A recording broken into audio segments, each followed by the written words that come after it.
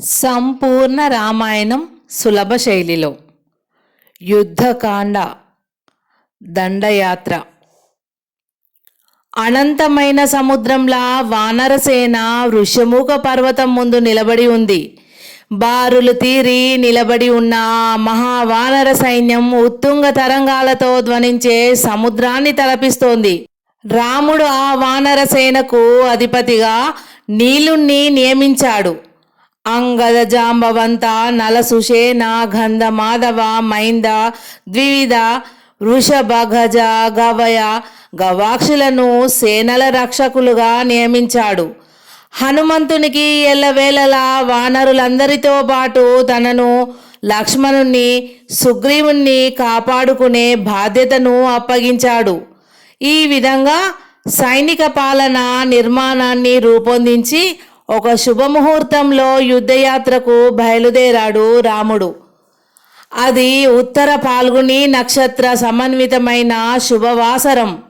పూర్ణచంద్రుడు తేజోరాశి అయి మింట నడియాడే పున్నమి దినము. సర్వకార్య సంసాధని అయి అభిజిన్మల లగ్నమందు రాముడు అనంత వానరసేన సమన్వితుడై దక్షిణ సముద్ర తీరం వైపుగా పయనించాడు. సేవానాయకుడైన నీలుడు హనుమంతునితో కలిసి రామాజ్ఞ ప్రకారం సేనను మంచి ఫలములతోనూ, చల్లని నీళ్లతోనూ, విస్తారములైన తేనె పట్టులతోనూ నిండిన బాటల మీద నడిపిస్తూ ఆహార పానీయాదులకు సేనలకు ఇబ్బంది పడకుండా జాగ్రత్త వహించాడు. ఆ విధంగా శ్రీరామదండు వృషముఖం నుండి బయలుదేరి క్రమక్రమంగా ప్రయాణాలు కొనసాగిస్తూ అక్కడక్కడ విశ్రాంతి కోసం ఆగుతూ సహ్యపర్వతం చేరుకుంది. వానరులు గ్రామాదులు గాని, పట్టణాలు గాని, మునివాటికలు గాని ప్రవేశించకూడదు అని సుగ్రీవుడు కఠినమైన ఆజ్ఞను ఇచ్చాడు. సహ్యపర్వతం దగ్గర విడిది చేసి అక్కడ సమృద్ధిగా లభించిన పళ్ళతోనూ తేనెలతోనూ కడుపు నింపుకొని సెలయేటి నీళ్లను తృప్తిగా తాగి వానరసేనలు తిరిగి ప్రయాణం కొనసాగించాయి. హనుమంతుడు ఉత్సాహం, భక్తి అతిశయింపగా శ్రీరామచంద్రుణ్ణి తన భుజాల మీదికి ఎక్కించుకున్నాడు. అది చూసి అంగదుడు మరింత ఉత్సాహంతో లక్ష్మణుణ్ణి తన భుజాల మీదికి చేర్చుకున్నాడు. హనుమదంగదాదుల భుజాల మీద కూర్చున్న శ్రీరామ లక్ష్మణులు అనంతాకాశంలో ఒకేసారి ఒకే చోట ఉదయించిన సూర్యచంద్రుల్లా వానర సైనిక సముదాయంలో ప్రకాశించారు.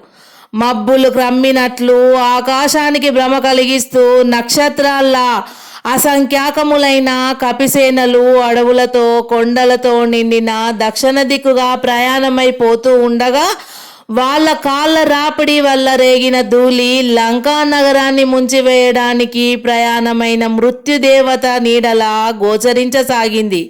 మహా దృఢకాయులైన వానరులు సింహనాదం చేస్తూ, గంతులు వేస్తూ, రాక్షసులను సంబోధించి కోలాహలంగా అరుస్తూ లోకభీకరంగా ప్రయాణం కొనసాగించారు. ఆ విధంగా బ్రహ్మాండం కంపించేటట్లు నడుస్తూ కపిసేనలు ఒక రాత్రి ఒక పగలు ప్రయాణం చేసి సూర్యోదయం వేళకు దక్షిణ సముద్ర తీరంలో ఉన్న మహేంద్ర పర్వతానికి చేరుకున్నారు. అక్కడ సేనలన్నింటికీ విశ్రాంతి విడిచి శ్రీరాముడు తమ్మునితోనూ హనుమ, జాంబవ, అంగద, గద, కుముద, నల, నీల, సుషేణ, సుగ్రీవాది ప్రముఖ వానర యోధులతో పరివేష్టించబడి గంభీర ఘోషలతో శబ్దిస్తోన్న దక్షిణ సముద్రాన్ని చూశాడు. ఆ సముద్రాన్ని చూడగానే రాముడు చింతాక్రాంత చిత్తుడై సుగ్రీవునితో, మిత్రమా, ఈ అగాధ జలరాశిని మనం దాటడానికి ఏదైనా ఉపాయం ఆలోచించండి. హనుమంతుడు మహాబలవంతుడు, కామగమన ప్రభావ సంపన్నుడు కాబట్టి సునాయాసనంగా ఈ సముద్రాన్ని దాటగలిగాడు. కానీ మనం ఈ కపిసేనలతో అనంతమైన ఈ సాగరాన్ని ఎలా దాటగలం అని అన్నాడు. సుగ్రీవుడు రాముణ్ణి భక్తి వినయాలతో చూస్తూ, ప్రభు, మీరు కొంచెం సేపు విశ్రాంతి తీసుకోండి. అందరం కలిసి స్థిమితంగా ఆలోచించుదాం. మనకు మార్గం లభించకపోదు అని అన్నాడు ఉపశాంతిగా. రాముడు తల ఊగిస్తూ ఆ సముద్ర తీరంలో రెండవ సముద్రంలా ఉన్న వానర వాహిని ముందు ఇసుకలో కూర్చున్నాడు. కపివీరులు కూడా లక్ష్మణునితో పాటు కలిసి రాముని చుట్టూ కూర్చున్నారు. ఎగిరెగిరి పడుతున్న అలలు నిర్విరామంగా చెలరేగుతుంటే సముద్రం శ్రీరామునికి వానరులకు అంతులేని ఆలోచనలు సృష్టిస్తూ నిర్విరామంగా ఘోషింపసాగింది.